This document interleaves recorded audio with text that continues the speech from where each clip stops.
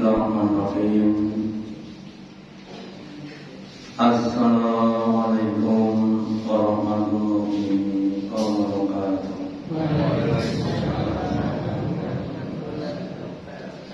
Alhamdulillahilladzi at'amana bi ni'matihi wal islam. Asyhadu an la ilaha illallah wahdahu la syarika lah wa asyhadu anna Muhammadan abduhu wa rasuluhu la nabiyya wa la rasula ba'da. Allahumma sholli ala Muhammad wa ala ali Muhammad kama shallaita ala ali Ibrahim innaka Hamidum Majid. Wa barik ala Muhammad wa ala ali Muhammad kama barakta ala ali Ibrahim innaka Hamidum Majid. Qala Allahu ta'ala fi kitabihil karim. A'udzu billahi minasyaitonir rajim. Ya ayyuhalladzina amanu ittaqullaha haqqa tuqatih wa la tamutunna illa wa antum muslimun. Faqala Rasulullah sallallahu alaihi wasallam, man khafa atlaja wa man ada ma'al ma'ila ala salam ali ala salamil jannah. Bapak Ibu hadirin yang dirahmati, yang pertama dan utama, marilah kita selalu meningkatkan kesyukuran kita keimanan dan Allah dengan jalan perintahnya dan larangan-larangannya. Takwa kadang juga diartikan sebagai takut. Takut kepada apa? Takut kepada murkanya Allah, kepada neraka. Maka dalam buah hadisnya Nabi bersabda, man khofa atlaja. Barang siapa yang dia takut kepada Allah, maka dia akan bersegera di dalam beramal kebaikan. Untuk apa? Untuk melindungi diri dari neraka Allah. Wa man ataja balagul mamzina. Barang siapa yang dia berawal-awal dalam berislam beramal, maka dia akan sampai di tempatnya yaitu surga.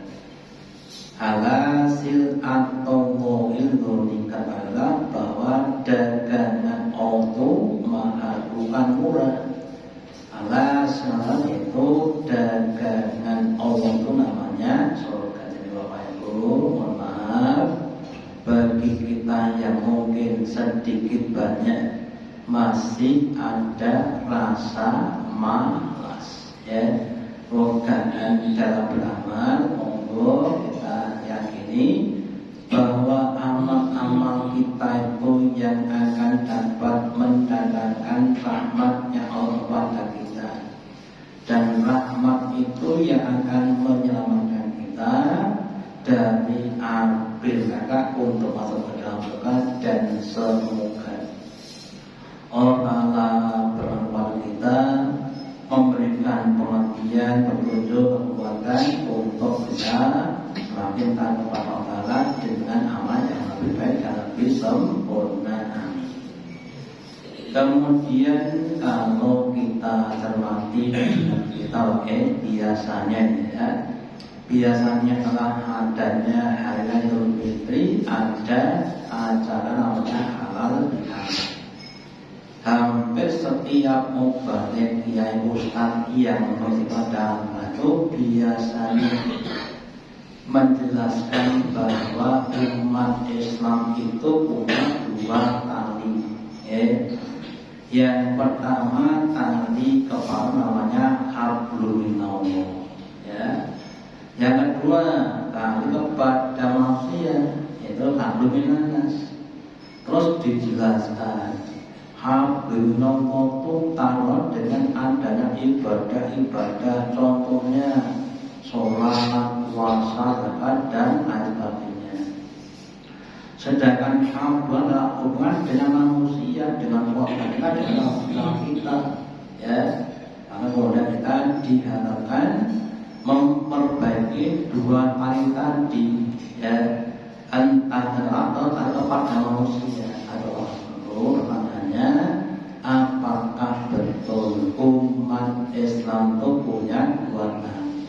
Ya, lah para mubalik tadi biasanya mengandalkan dalilnya pada surat Al-Imran ayat yang ke-112, tetapi biasanya bacanya tidak selesai. Ya, biasanya yang dibaca adalah ini, ya, riwayat muhtilatu, di mana saja mereka berada akan ditimpakan kehinaan, ya, illa billahi, kecuali mereka berpegang teguh dengan Taurat dan kepada manusia. Sampai situ saja. Ayat ini tidak dijelaskan oleh Bapak Ibu. Kalau dijelaskan, kita lagi wabau bighadabin minallah, dan mereka akan kembali ke akhirat dengan kemurkaan Allah, ya. Dan juga mereka akan ditimpakan dengan berbagai macam musibah. Terus kemudian dijelaskan dzalika bi annahum, yang demikian tadi disebabkan kanu yakfuruna bi ayatillah, mereka itu kafir dengan ayatnya Allah. Ya, Ibu, pertanyaannya, apakah orang beriman itu kalau kepada Allah? Ya. Sehingga kalau kita tahu Bapak Ibu, ayat ini bukan untuk orang Islam, tetapi untuk orang-orang ahli kitab, ya. Pada zaman Nabi ketika berpuasa, sebagian orang akan hidup di wilayah muslimin.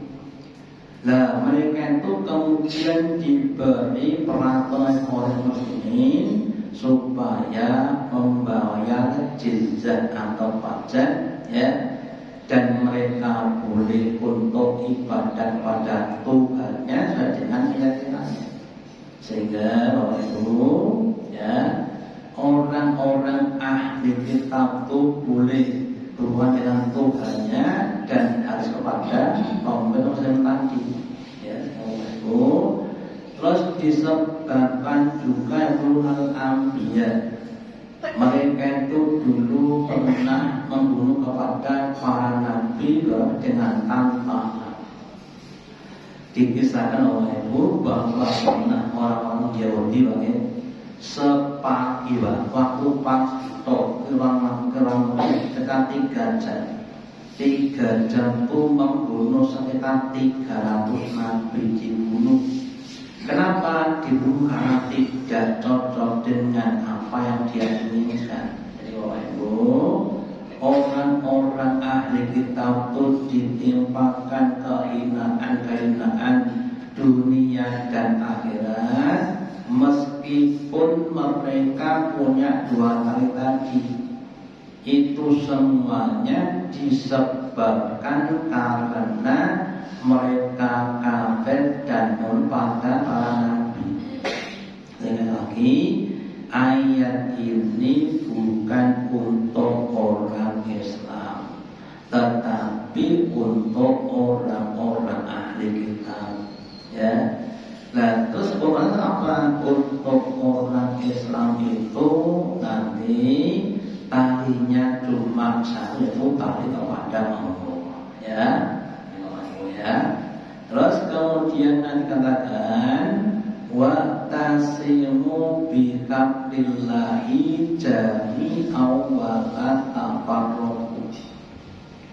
Wahai orang-orang beriman, berpegang teguh kepada Allah dengan kuat, jangan bercerai-berai. Jadi orang beriman itu talinya cuma satu, itu aklun dalam hal apapun, ya, dalam hal ibadah ubudiyah kita, sholat, puasa, zakat, haji, umroh, itu adalah lillahi ta'ala. Yang perintah adalah Allah Ta'ala. Kita puasa Ramadan itu karena diperintah Allah. Kita, ya ayyuhalladzina amanu qutiba alaikumusiyam amma qutiba min qablu la'allakum tattaqun.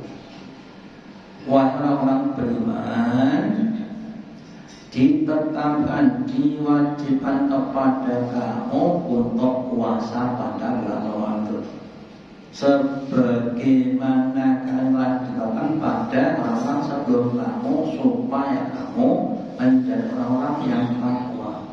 Ya. Demikian juga ketika kita sholat, diperintah Allah aqimis sholata lidzikri, tegakkanlah untuk ingat kepadaku. Ya. Demikian kita ketika kita infak juga karena Allah Ta'ala. Nah demikian juga Bapak Ibu, dalam hal ibadah muamalah kita berbakti pada orang tua itu apa? Perintah Allah Ta'ala. Allah firmankan wa bil walidaini ihsana. Jadi kita berbakti pada orang tua diperintah Allah, menunaikan perintahnya Allah Ta'ala, bukan urusan dunia. Seandainya mau ada orang tua bapak, ya, ketika anaknya kecil ditinggal pergi entah kemana, sampai anaknya dewasa dia baru pulang, ya, tidak pernah ganti anaknya. Pertanyaannya Bapak Ibu, apakah anak itu masih wajib berbakti kepada bapaknya? Ya, kalau di tahun dunia Pak, ya rugi Pak. Kalau di tahun dunia, tetapi sekali lagi berbakti kepada orang tua itu perintahnya Allah. Apakah orang tuanya itu dulu melanggar atau tidak, itu tetap diberbakti, karena berbakti itu adalah perintah Allah. Kalau ditunaikan akan diganjar Allah. Dan sebaliknya, kalau ditunaikan, bapak pun dia mengatakan kepada aku yoga berani, maka itu juga akan berdosa. Demikian juga untuk yang lainnya, contohnya kita disuruh untuk berdagang dengan adil, ya. Allah firmankan, ya ayyuhalladzina amanu la taqulu amakum bainakum bil babili illa an takuna tijaratan taradin. Wahai orang-orang beriman, kamu jangan memakan, mengkonsumsi, menggunakan barang-barang ini antara kamu dengan cara yang batil, kecuali dengan tijaro, jual beli, sewa menyewa, ya, utang kita boleh. Yang itu di antara kamu, jadi itu perintah kita untuk berdagang dengan jujur. Sehingga ketika kita berdagang dengan jujur itu karena diperintah Allah, kalau kita akan dapat pahala, ya. Dan untuk yang lainnya kita berbakti atau kepada tetangga kita, ya, itu juga perlu pahala. Sehingga Bapak Ibu, mari kita niatkan semua perbuatan kita, perkataan kita, sikap itu hanya untuk mencari ridhonya Allah, ya. Sebagaimana yang dijelaskan dalam ayat-ayatnya, Qul inna sholati wa mati lillahi rabbil alamin. Nyatakanlah wahai orang beriman bahwa sesungguhnya sholatku, ibadah-ibadahku yang lainnya, hidupku dan matiku itu hanya untuk Allah, Tuhan sekalian alam. Jadi supaya kita besok ketika di akhirat mendapatkan barang yang maksimal, maka semua perkataan tadi harus diniatkan untuk Allah, ya. Kemudian sekedar mengingatkan Bapak Ibu, untuk urusan dunia itu bisa bernilai ibadah jika diniati dengan niat ibadah. Makan, minum, tidur ke belakang, ke tetangga, itu bisa bernilai ibadah kalau dianggap ibadah dan sebaliknya. Kalau niatnya tidak ibadah, ya tidak dapat pahala. Yang kemudian dikatakan al-farqu bainal adah wa ibadah aniyah. Perbedaan antara adat kebiasaan dengan ibadah terdapat dan niatnya. Si A makan, B makan boleh. Oh tanya, kenapa aku makan? Lapar kok, kita kata adat. Ketika si B ditanya, B kenapa aku makan? Dalam rangka ibadah. Allah perintah kepada untuk makanya saya makan. Jadi kalau kita meniatkan semuanya untuk ibadah, insya Allah akan dapat banyak pahala dan sebaliknya, ya. Kalau yang diniati ibadah cuma ibadah yang makhluk sholat puasa itu, maka kita tidak akan dapat maksimal untuk dapat pahala tadi, ya.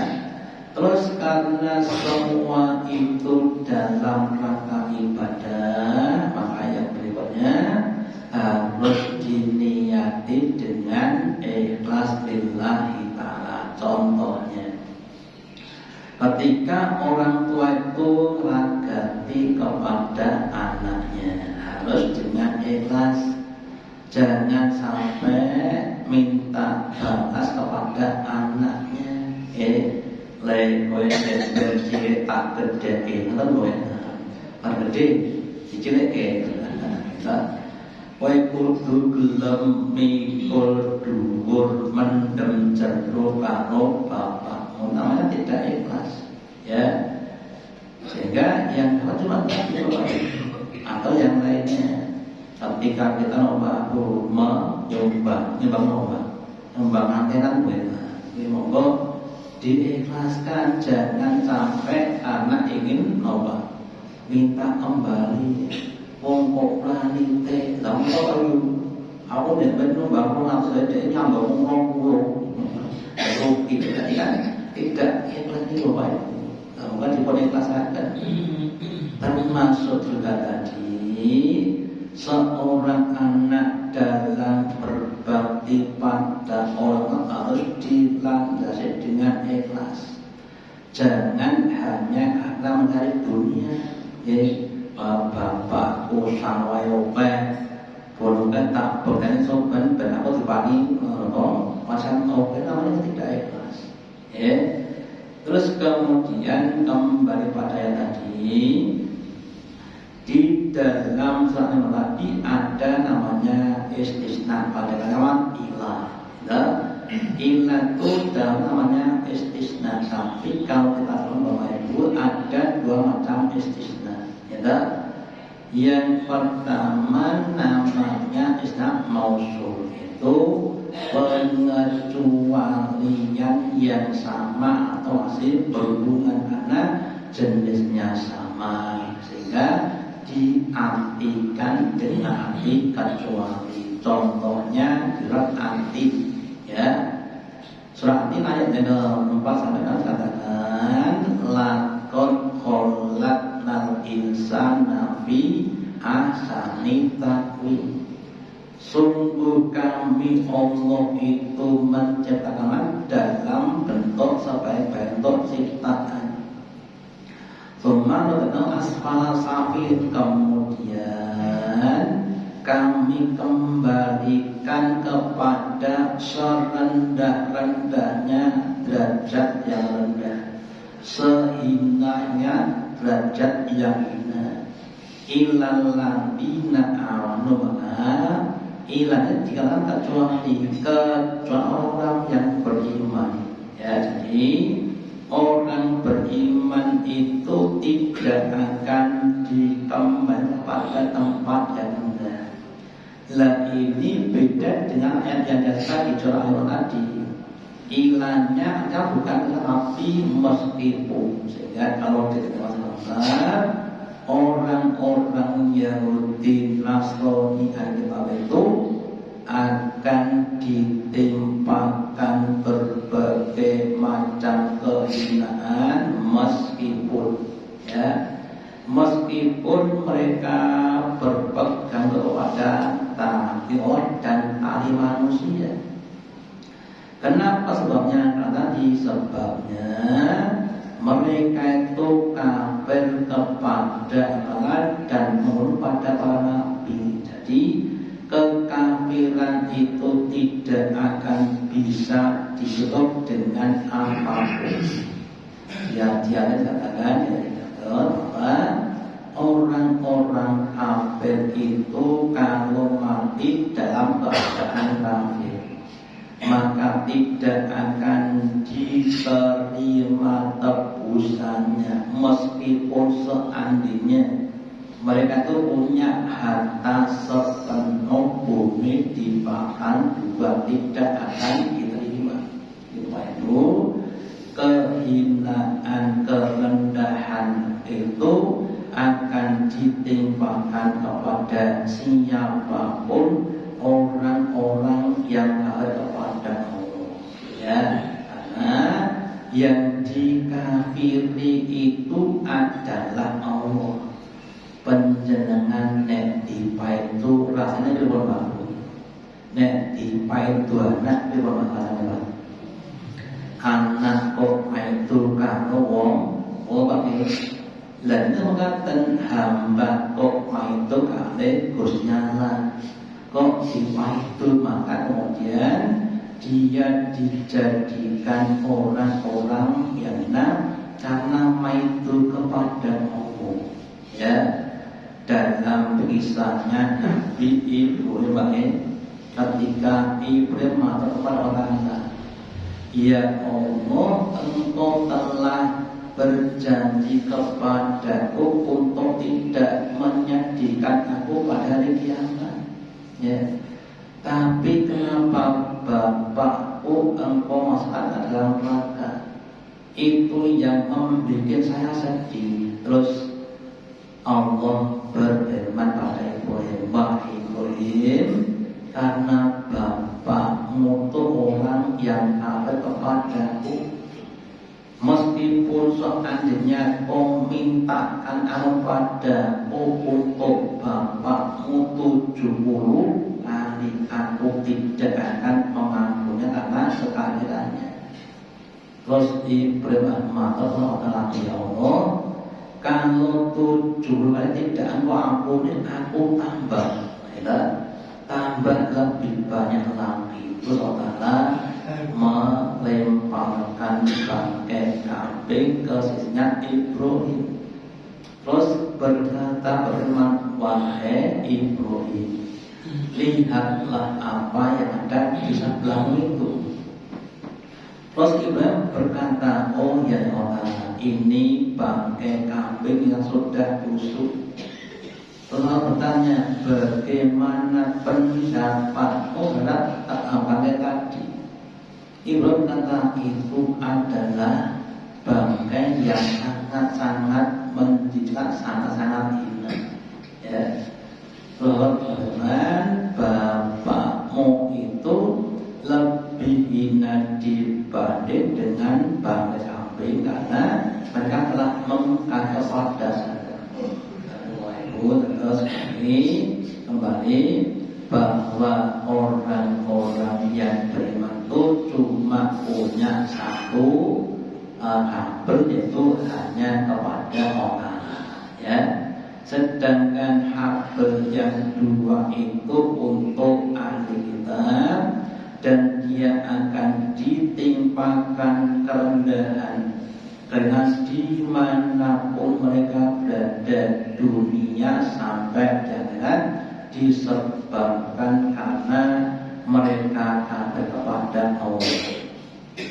Dan di dalam surat Al-Fatihah ayat yang terakhir itu kita minta supaya kita itu dituntun dalam jalan yang lurus. Ihdinas siratal mustaqim siratal ladzina an'amta 'alaihim ghairil maghdubi 'alaihim. Amin. Ya Allah, tuntunlah kami kepada jalan yang lurus, yaitu jalannya orang-orang yang telah Engkau beri nikmat. Nikmat apa? Nikmat keimanan, nikmat keislaman. Ghairil maghdubi 'alaihim waladdallin. Bukan jalannya orang-orang yang Engkau murkai. Siapa mereka? Mereka adalah orang-orang Yahudi. Kenapa dimurkai? Ya tadi, karena mereka itu membunuh kepada para nabi yang mengajarkan kebaikan atau Islam. Dan bukan jalannya orang yang Engkau sesatkan. Siapa mereka?